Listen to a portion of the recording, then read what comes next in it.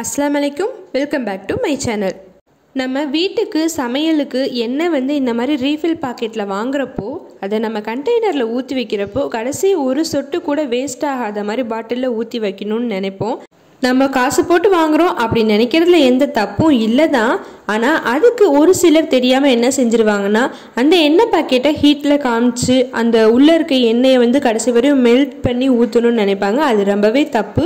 ஏன்னா நீங்கள் கவரை ஹீட் பண்ணுறப்போ எண்ணெய் உருகிறது மட்டும் இல்லாமல் அந்த பிளாஸ்டிக்கும் சேர்ந்து உருகி வரும். அதனால் அது செய்யாதீங்க. அதுக்கு பதிலாக இந்த எண்ணெய் கவரை என்ன மாதிரி யூஸ் பண்ணலான்னு சொல்லி ரொம்பவே சூப்பரான வீட்டுக்கு தேவையான ஐடியாஸ் தான் இந்த வீடியோவில் காமிச்சிருக்கேன். ஸ்கிப் பண்ணாமல் பாருங்கள். அதுக்கு முன்னாடி என்னோட சேனல் இப்போ தான் ஃபஸ்ட் டைம் பார்க்குறீங்க அப்படின்னா சப்ஸ்கிரைப் பண்ணிக்கோங்க. கூடவே இருக்க பெல் ஐக்கானை கிளிக் பண்ணிக்கோங்க. அப்போ தான் நான் போடுற அடுத்தடுத்த வீடியோக்கான நோட்டிஃபிகேஷன் உங்களை சேரும். இப்போ வாங்க வீடியோக்குள்ளே போயிடலாம்.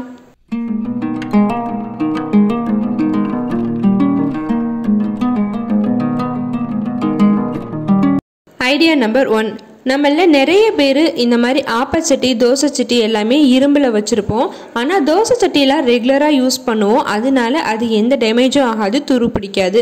ஆனால் இந்த மாதிரி ஆப்பச்சட்டியெல்லாம் எப்போயாவது ஒரு நாள் தான் எடுத்து யூஸ் பண்ணுவோம். அதுக்கப்புறம் யூஸ் பண்ணாமல் அப்படியே எடுத்து வச்சுருவோம். அப்படி நம்ம எடுத்து வைக்கிறதுனால இதில் ஈஸியாக துரு பிடிச்சிரும். இந்த துரு பிடிக்காமல் இருக்கிறதுக்கு நம்ம ஆயில் கவர் வாங்குகிறோம் இல்லையா, எண்ணெயை கண்டெய்னரில் ஊற்றி வச்சுட்டு அந்த காலி கவரை இந்த மாதிரி 3 சைடும் கட் பண்ணிவிட்டு ஓப்பன் பண்ணுற மாதிரி பேப்பரை விரிக்கிற மாதிரி 3 சைடும் கட் பண்ணி எடுத்துக்கோங்க. நீங்கள் ஆப்பச்சட்டியை யூஸ் பண்ணிவிட்டு வாஷ் பண்ணிவிட்டு ரிட்டன் அது பிளேஸில் வைக்கிறதுக்கு முன்னாடி இந்த மாதிரி எண்ணெய் கவரில் நல்லா எண்ணெய் கொஞ்சம் இருக்கும் இல்லையா, அதை அப்படியே அந்த ஆப்பச்சட்டியில் சுற்றி வர தேய்ச்சி விட்டுருங்க. இதுக்கு நீங்கள் சாதாரணமாக 2 சொட்டு எண்ணெயை விட்டு நீங்கள் அந்த இரும்பு சட்டி ஃபுல்லாக சுற்றி வர தேய்ச்சி வைக்கலாம் அப்படின்னு நினைக்கலாம். ஆமாங்க, அதே மெத்தட் தான். பட் என்னென்னா நம்ம அந்த மாதிரி எண்ணெய் தேய்க்கிறதுக்கு சோம்பேறித்தனப்பட்டுட்டு தான் சட்டியை அதே மாதிரி வச்சுருவோம். அதனால தான் அதிகமாக துரு பிடிக்கும். நார்மலாக எண்ணெயை வச்சு தேய்க்கணுன்னா கையிலெல்லாம் பிசு பிசுன்னு ஆகும், அந்த இடம்லாம் ஒரு மாதிரி மெஸ் ஆகிடும். அதுக்கு யோசிச்சுட்டே நம்ம இந்த வேலையெல்லாம் செய்யாமல் அப்படி அப்படியே போட்டுருவோம், பொருளும் வீணாக போயிடும். பட் இனிமேட்டு அந்த மாதிரி செய்யாமல் எப்போல்லாம் நம்ம எண்ணெய் உடச்சி ஊற்றுறோமோ அந்த கவரை என்ன மாதிரி யூஸ் பண்ணலாம் அப்படின்னு டக்குன்னு இந்த மாதிரி இரும்பு சட்டி இருந்துச்சுன்னா எடுத்து அதில் நல்லா அப்ளை பண்ணிவிட்டு வச்சுருங்க. லைட்டாக எண்ணெய் கவரை வச்சு தேய்ச்சதுக்கே பாருங்கள் அதில் இருக்க துருவெல்லாம் ஃபுல்லாக காணா போயிடுச்சு. நீங்கள் அந்த கவரை அப்படியே அதில் வச்சு கூட வச்சிடலாம். கபோர்ட்லலாம் வைக்கிற மாதிரி இருந்துச்சுன்னா அந்த கவரோடையே வச்சிடலாம். ஏன்னா உங்களுக்கு தூசியும் படாமல் இருக்கும், அப்புறம் சுத்தமாக காற்றுப்பட்டு துரு பிடிக்காமல் இருக்கும். இந்த மாதிரி நீங்கள் ஆப்போசிட்டிக்குன்னு மட்டும்தான் இல்லை, உங்ககிட்ட இரும்பு கடாய் எது இருந்தாலுமே நீங்கள் தாராளமாக இந்த மாதிரி ஸ்டோர் பண்ணி வைக்கலாம். கண்டிப்பாக ட்ரை பண்ணி பாருங்கள். Idea number 2. இரும்பு பொருள் மட்டும் இல்லைங்க, இந்த மாதிரி மரப்பொருள் எல்லாமே நம்ம கொஞ்சம் யூஸ் பண்ணாமல் ஒரு 1 வீக் 2 வீக்ஸ் ஆயிடுச்சுன்னா கூட அது ஒரு மாதிரி வெளுத்து போன மாதிரி ஆயிரும். அது தோசை கரண்டியாக இருந்தாலும் சரி, பூரி தேய்க்கிற கட்டை, அது மட்டும் இல்லைங்க, நம்ம சாப்பர் போர்டு கூட ஒரு நேரம் நம்ம யூஸ் பண்ணாமல் வச்சிட்டோம்னா ஒரு மாதிரி வெளுத்து போன மாதிரி வெள்ளை வெள்ளையாக ஆகிடும். ஸோ நீங்கள் அடிக்கடி எடுத்து யூஸ் பண்ணாத பொருளுக்கு நான் சொல்கிற ஐடியாவை செய்யுங்க. முன்னாடி நம்ம செஞ்சோம் இல்லையா, எண்ணெயை இரும்பு பாத்திரத்துக்கு தேய்ச்சி விட்டோம்ல, அதே மாதிரி தான் நீங்கள் அந்த கவரை கட் பண்ணி விட்டுட்டு தோசை கரண்டியாக இருக்கட்டும் இல்லைன்னா மரக்கரண்டி எது நீங்கள் யூஸ் பண்ணாமல் வச்சுருந்தீங்கனாலும் அப்பப்போ இந்த மாதிரி லைட்டாக அப்ளை பண்ணி விட்டுருங்க. இந்த மாதிரி வைக்கிறப்போ அந்த மரக்கரண்டி மரப்பொருள் எல்லாம் சீக்கிரம் வெடிப்பு வராமல் இருக்கும். அது ஒரு மாதிரி ட்ரை ஆகி யூஸ் பண்ணாமல் இருக்கனால தான் அதில் கோடு விழுந்து வெடிப்பு விழுந்துடும். சாப்பர் போர்ட்லாம் பார்த்தீங்கன்னா ரொம்ப நாள் யூஸ் பண்ணாமல் வச்சுருந்தீங்கன்னா அது விரிசலே விட்டுரும்.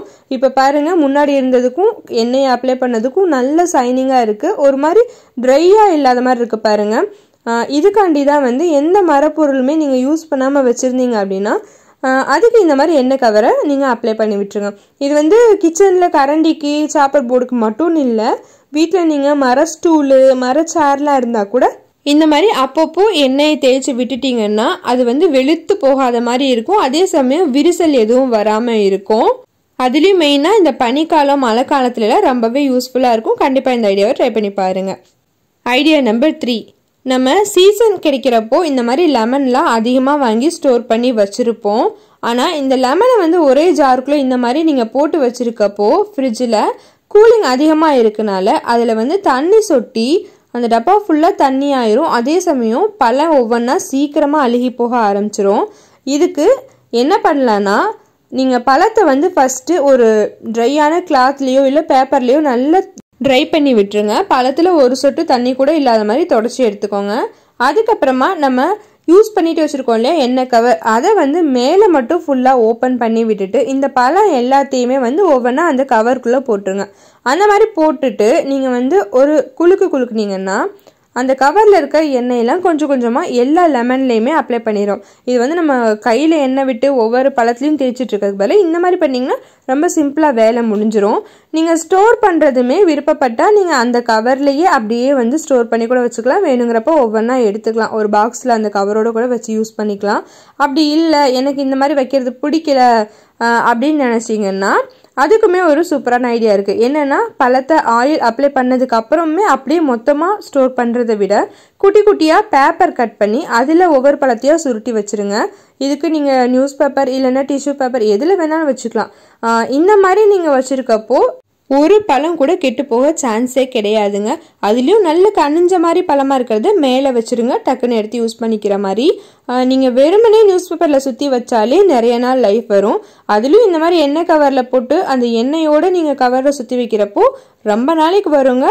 இப்போது வின்டர் சீசனுங்கிறனால லெமன் ரொம்பவே வந்து கம்மி விலைக்கு கிடைக்கும். கூறு 10 ரூபா 20 ரூபான்லாம் கிடைக்கும். இன்னும் கொஞ்சம் நாளில் சம்மர்லாம் வந்துருச்சுன்னா ஒரு பழம் 10 ரூபா கிட்ட விற்குங்க. அப்போ சம்மருக்கு முன்னாடி கொஞ்ச நாளைக்கு முன்னாடி உங்களுக்கு இந்த மாதிரி கம்மி விலைக்கு கிடைக்கிறப்போ ஒரு பல்காக வாங்கி ஸ்டோர் பண்ணி வச்சுக்கிட்டிங்கன்னா நீங்கள் தேவைங்கிறப்போ அப்பப்போ எடுத்து யூஸ் பண்ணிக்கலாம். இப்போ நம்ம சுருட்டி வச்சுருந்த லெமன் எல்லாத்தையும் ஒரு டப்பாக்குள்ளே போட்டு வச்சுக்கலாம். இப்போது முன்ன மாதிரி நமக்கு தண்ணி உள்ளே உருவாகும், இருந்தாலுமே அந்த தண்ணி எல்லாமே இந்த பேப்பரே அப்சர்வ் பண்ணிக்கும். பட் அந்த தண்ணியுமே வந்து நம்ம லெமனில் டச் ஆகாது, ஏன்னா நம்ம ஆயில் அப்ளை பண்ணியிருக்கனால. இந்த ஐடியா ரொம்பவே யூஸ்ஃபுல்லாக இருக்கும். கண்டிப்பாக ட்ரை பண்ணி பாருங்கள். ஐடியா நம்பர் 4, நம்மளோட வீடுகளில் மோஸ்ட்லி இந்த மாதிரி ஒரு கைத்துக்கட்டில் இருக்கும். எல்லார் வீட்லேயும் பால்கனியில் திண்ணையில் வாசல்லன்னு சொல்லி போட்டு வச்சுருப்போம். ஆனால் மழையில் பனியில் வெயில்லன்னு அதே இடத்துல கிடைக்கிறனால இந்த ஸ்டீல் இருக்குல்ல இதில் வந்து சீக்கிரம் துரு பிடிக்க ஆரம்பிச்சிரும். அந்த துருவுமே வந்து அந்த கயிறெல்லாம் பட்டு கயிறெல்லாம் ஒரு மாதிரி கருப்பு கருப்பாக ஆக ஆரம்பிச்சிரும். உங்களுக்கு பார்த்தாலே நல்லா தெரியும். அதுலேயும் இந்த பனி காலத்தில் தான் வந்து எச்சா பிடிக்கும். ஏன்னா முன்னாடி மழை பெஞ்சிருக்கும். அந்த மழைக்கீழே வந்து கொஞ்சம் தண்ணி பட்டு அந்த குளிர்லேயே கிடக்கிறனால இது வந்து ரொம்பவே வீணாயிடுங்க. பொதுவாக இந்த மாதிரி எல்லாத்துக்குமே வந்து துரு பிடிக்கிறதுக்கு இல்லை வறண்டு போகிறதுக்கு எல்லாத்துக்குமே நம்ம எண்ணெய் தான் யூஸ் பண்ணுவோம். ஸோ இதுக்கு தேங்காய் எண்ணெய் தான் யூஸ் பண்ணணும், நல்லெண்ணெய் தான் யூஸ் பண்ணணும்லாம் இல்லைங்க. எந்த ஒரு விதமான எண்ணெயாக இருந்தாலும் சரி, இப்போ நம்ம சமையலுக்கு யூஸ் பண்ணுற பாம் ஆயில் கவரு இல்லை ரிஃபைண்ட் ஆயில் கவராக இருந்தால் கூட பரவாயில்ல. நீங்கள் கட் பண்ணி விட்டுட்டு இந்த மாதிரி தேய்ச்சி விட்டுட்டுங்க துரு இருக்கிற இடத்துலலாம். இதுவுமே வந்து நீங்கள் இதுக்குன்னு மெனக்கெட்டு நீங்கள் செய்ய தேவையில்லைங்க. என்னைக்கு பாக்கெட்டை உடச்சி ரீஃபில் பண்ணுறீங்களோ அந்த பாக்கெட்டை அப்படியே தூக்கி டஸ்ட்பினில் போடாமல் அதை இந்த மாதிரி எஃபெக்டிவாக யூஸ் பண்ணிட்டு போட்டிங்கன்னா நமக்கு ஒரு நிம்மதி. அதே சமயம் அந்த நம்மக்கிட்ட இருக்க பொருட்களும் வந்து மெயின்டைன் பண்ணப்படும். எந்த ஒரு பொருளுமே வந்து நம்ம வாங்கி போட்டதோடு சரின்னு விட்டுட்டா பத்தாதுங்க. அதுக்கு தேவையானதை செஞ்சு மெயின்டைன் பண்ணிக்கிட்டே இருந்தால் தான் அதோட லைஃப் நிறைய நாளைக்கு வரும். அதே சமயம் பார்க்கறதுக்கு நீட்டாகவும் இருக்கும்.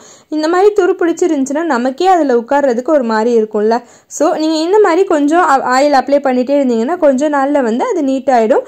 இதே மாதிரி இரும்பு சேரு இரும்பு கட்டில் பச்சை கலரில் பெயிண்ட் அடிச்சிருக்கோம் இல்லையா, அதுலேயுமே துரு வந்துச்சுன்னா இந்த மாதிரி நீங்கள் ஆயில் கவரை அப்ளை பண்ணி விடலாங்க. கண்டிப்பாக இந்த ஐடியாவை ட்ரை பண்ணி பாருங்கள். பெண்கள் நாம் எல்லாருமே எந்த ஒரு பொருளையுமே வந்து ஈஸியாக வீண் பண்ணிடக்கூடாது, கட்டுச்சட்டாக குடும்பம் நடத்தணும் அப்படின்னு தான் நினைப்போம். ஆனால் அதை எப்படி செய்யறதுன்னு தெரியாமல் கஞ்சத்தனமாக செய்யறதுக்கு பதிலாக எப்படி அதை வந்து ஸ்மார்ட்டாக யூஸ் பண்ணலாம், எப்படி ஸ்மார்ட்டாக ரீயூஸ் பண்ணலாங்கிறதுக்கு தான் நம்ம சேனலில் இந்த மாதிரி சின்ன சின்ன ஐடியாஸ்லாம் கொடுத்துட்ருக்கோங்க. இந்த வீடியோ ஃபுல்லாக பார்த்துட்டு உங்களுக்கு பிடிச்சிருக்கு யூஸ்ஃபுல்லாக இருக்குன்னு நினச்சிங்கன்னா வீடியோவை லைக் பண்ணிக்கோங்க, சேனலை சப்ஸ்கிரைப் பண்ணிக்கோங்க. வீடியோவோட லிங்கை மறக்காமல் ஃப்ரெண்ட்ஸ் அண்ட் ஃபேமிலிக்கு ஷேர் பண்ணுங்கள். அடுத்து என்ன மாதிரி ரீயூஸ் ஐடியாஸ் போடலான்னு கமெண்ட் பண்ணுங்கள். தேங்க்யூ ஃபார் வாட்சிங்.